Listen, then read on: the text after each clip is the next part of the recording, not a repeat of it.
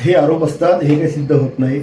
आणि काल जे तो उपऱ्या उमेदवार यांनी जो थैथाट केला, खरं तर सकाळपासून बुलढाणा शहराला पोलिसांच्या छावणीचं रूप आलं. हे शहर शिक्षित शहर आहे, नोकरदार शहर आहे आणि या शहरामध्ये SP, ASP, DYSP, बाहेरचे पोलीस, ते SRP, CRP काय काय आणि इकडं आणलं. आजपर्यंत आम्ही पण 42 वर्षात एवढ्या निवडणुका लढलो, जिंकलो, पण असे दहशत कधी पाहिली नाही पोलिसांची.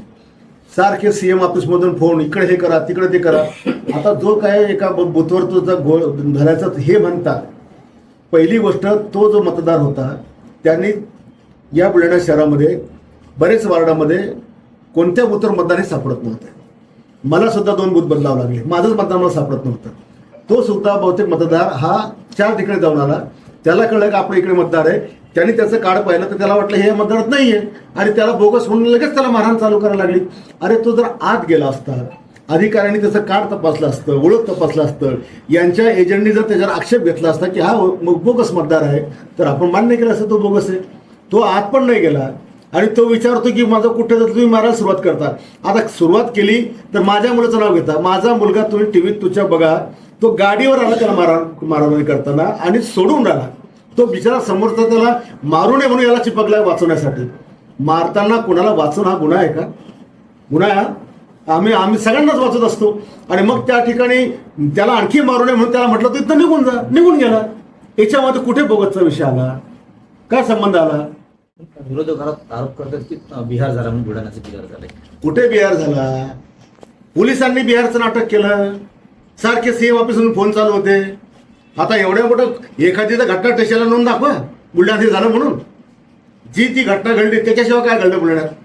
तिकडे 2 नातेवाईकात वाद झाला, कुटुंबात वाद झाला, तिकडे 353 गुन्हा दाखल झाला, इकडे 2 नातेवाईकात वाद झाला, 353 गुन्हा दाखल झाला. याच्या पलीकडे जनरल काय आहे? जनरल काय आहे? हा जो उपऱ्या मतदार आहे याला त्याच्या पक्षाने लाथाळला, त्याला डिपॉझिट जाताना दिसून राहिलं म्हणून त्याने हा केलेला थैथाट आहे. आणि सगळे एक होते, ते काँग्रेस, उबाटा, तुतारीन, भाजपचा उमेदवार, हे सगळे एक होते. सगळ्यांची बोली भाषा एक, सगळ्यांचा प्रचार एक, सगळ्यांचं घोषवाक्य एक, सगळ्यांचं टार्गेट फक्त आम्ही होतो. आणि या शहराला आम्ही एवढं घडवलं, त्याच्यामुळे लोक आमच्या मागे उभी होती. समजा तुम्हाला 21 तारखेला काय रिझल्ट आहे. आता जिल्ह्यामध्ये महायुती म्हणून, आता ठीक आहे निवडणूक संपली पण आम्ही महायुती म्हणून काम करतो, तर महायुतीला जास्त जागा मिळाल्या पाहिजे अशी आम्ही अपेक्षा करूया.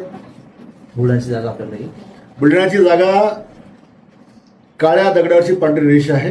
ही शिवसेना जिंकणार आणि बुलढाणा जिल्ह्यामध्ये सगळ्यात जास्त मेजॉरिटी बुलढाणा शहरामध्ये शिवसेनेची येणार. राज्यभरामध्ये काय परिस्थिती कसं वाटतं? राज्यभरातही पूर्ण महाराष्ट्रामध्येच महायुती बाजी मारणार आहे.